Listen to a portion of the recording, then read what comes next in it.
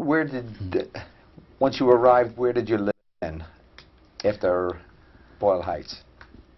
Okay, the rabbi arranged for us to stay in Boyle Heights as a boarder for some a lady who had a house, and she had an extra couple rooms, so we stayed there as a boarder, and she cooked for us and everything. Of course, we both got jobs afterwards. And doing what?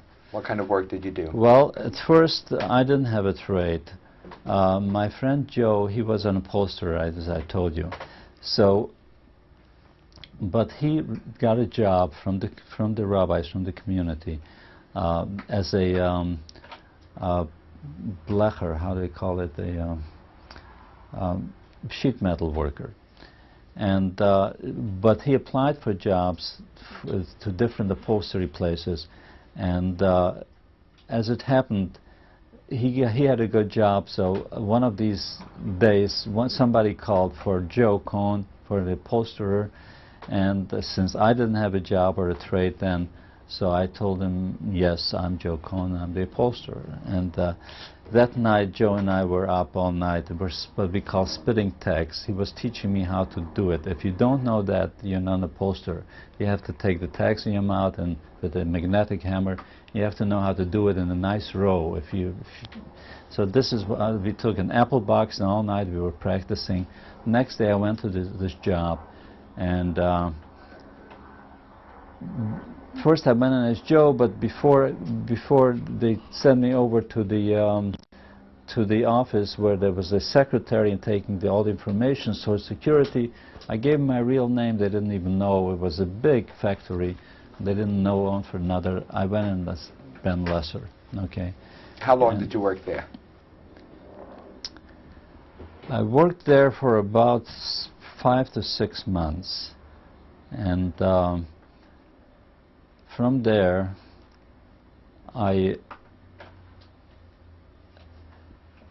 after about 5 or 6 months, I was able to open my own business.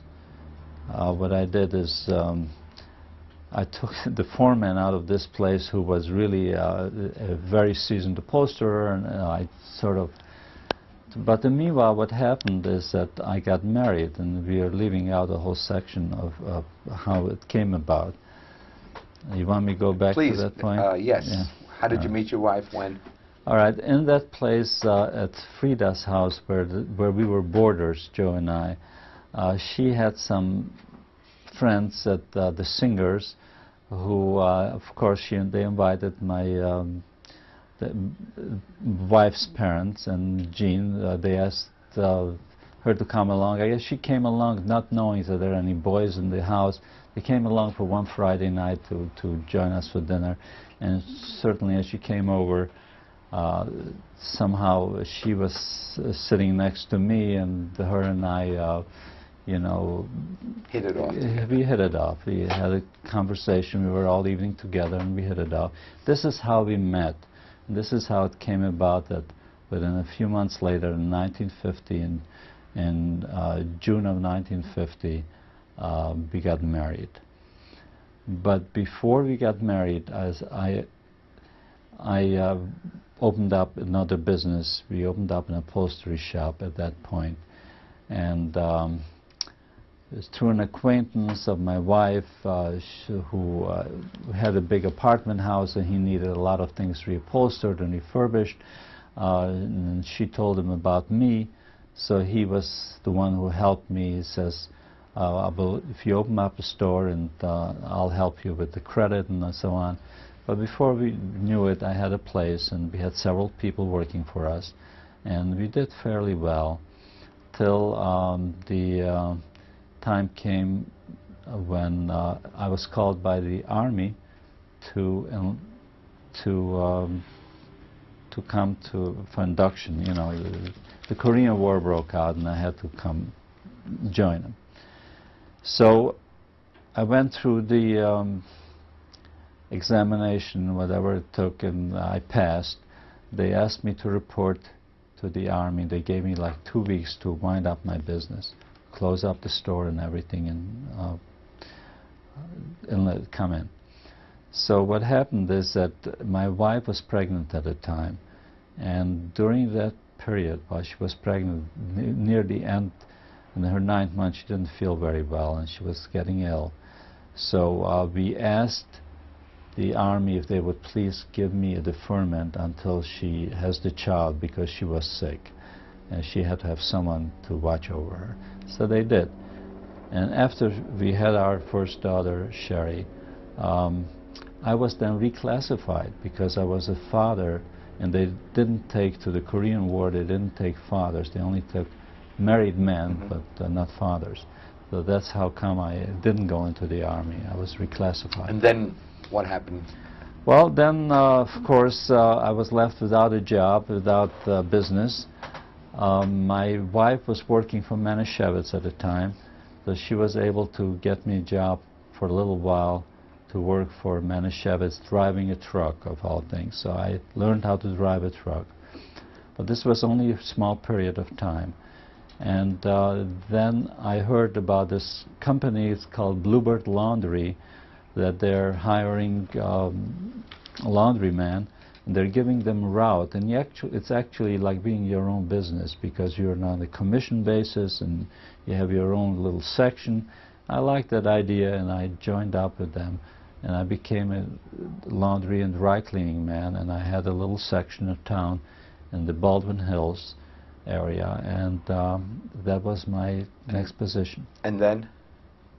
From there, I befriended a United Parcel driver who was also in the same area, and as I talked to him, I realized that UPS was a very good company to work for, and he gave me some names who I should apply for, and they would hire only once a year for Christmas help, part-time.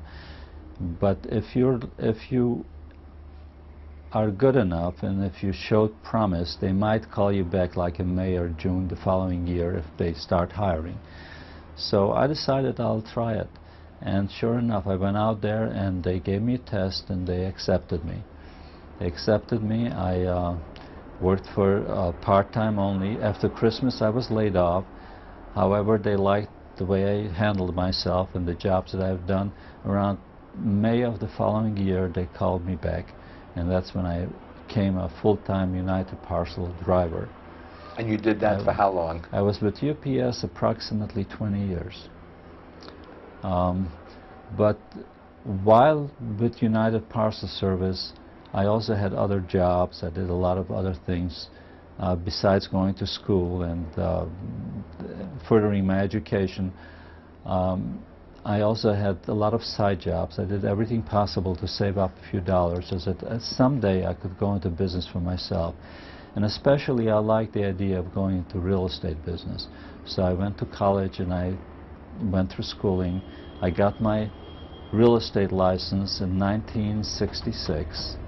At that time I was still with United Parcel Service, still driving for them. And on a part-time basis I started to sell real estate. I did that for a few years until I got my broker's license and eventually opened up my own business. The name of the business was? The name of the business was Ben Lesser and Associates. I had opened up a store on 3rd Street near Fairfax in Los Angeles, and we started doing pretty well because I've already built up a clientele on a part-time basis, and as we continued I extended the business, expanded. We were in a place where we could take additional stores next to us and increase the business. So as time went on, we started making 2 stores, 3 stores. It's all the same place, but we enlarged it. Pretty soon we had a number of offices and stores. And how long did you have that business? I had this business, I believe, from about 11 years approximately. We enlarged it, and later on in the 80s, around 1980, we opened up another place in Hillhurst area, a nice big office there. And my son-in-law ran that office and he was managing it. So By 1983, I had two offices at approximately about 50 to 70 people off and on working for me.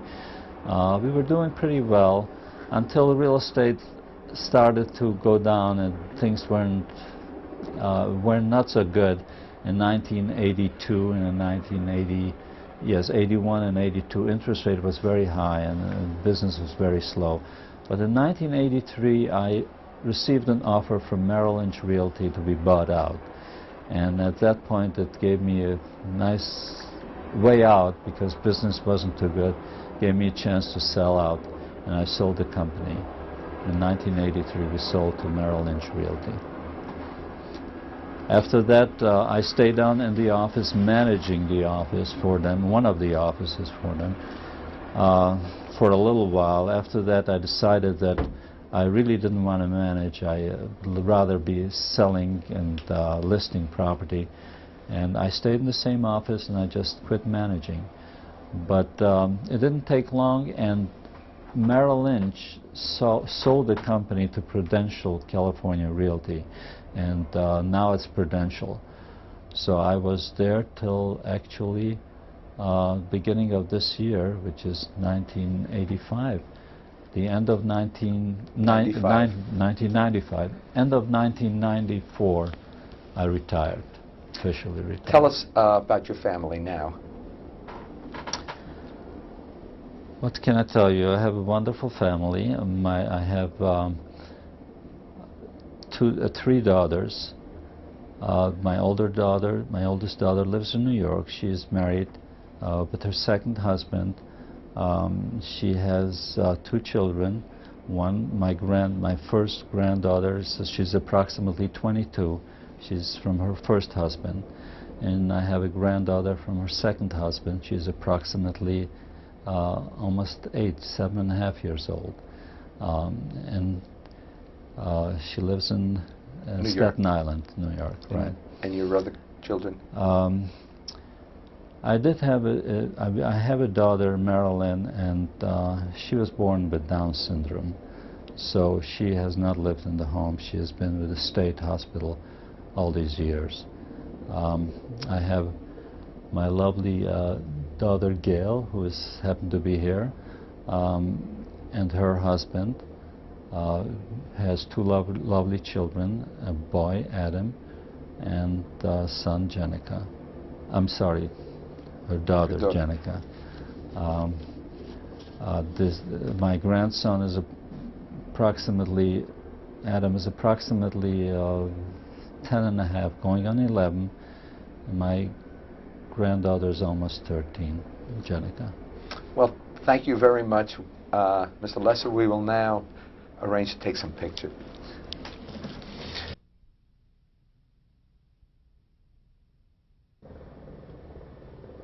Okay. This picture is of my grandfather, Yosef Segal, from Munkach, my grandfather on my mother's side. The picture was probably taken sometimes in 1943. It was blown up from a small passport picture and painted. This picture is of my mother, Shari Lesser. Her maiden name was Segal. This was taken probably at the beginning of the war, or perhaps in 1939, with my little brother, Tulika, or Naftali.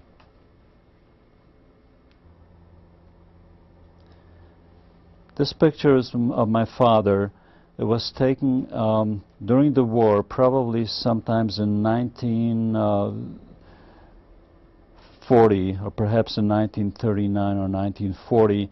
It was a passport picture found after the war in a document in Poland, which was then blown up and brought to us.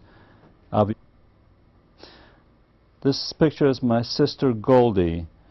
This picture probably was taken in Munkach, Hungary, I believe either in 1942 or in 43.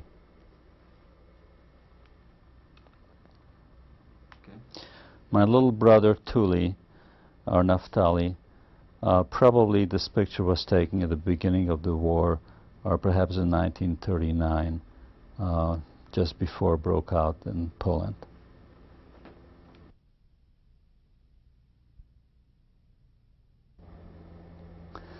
This picture is of myself and my lovely wife Jean. It was taken, it's our wedding picture in June of 1950. Where? Here in Los Angeles. It was June 17th, 1950. This picture is of my oldest daughter, Sherry, and her second husband, Larry Kramer. The Sherry and Larry, this is also their wedding or engagement picture. It was taken, I believe, in 1982. In New York? No, here in Los Angeles. They came. This picture is of my daughter, Gail, and Michael Gerber, her husband, my two grandchildren, Jenica and Adam. The picture was taken in Los Angeles in 1992.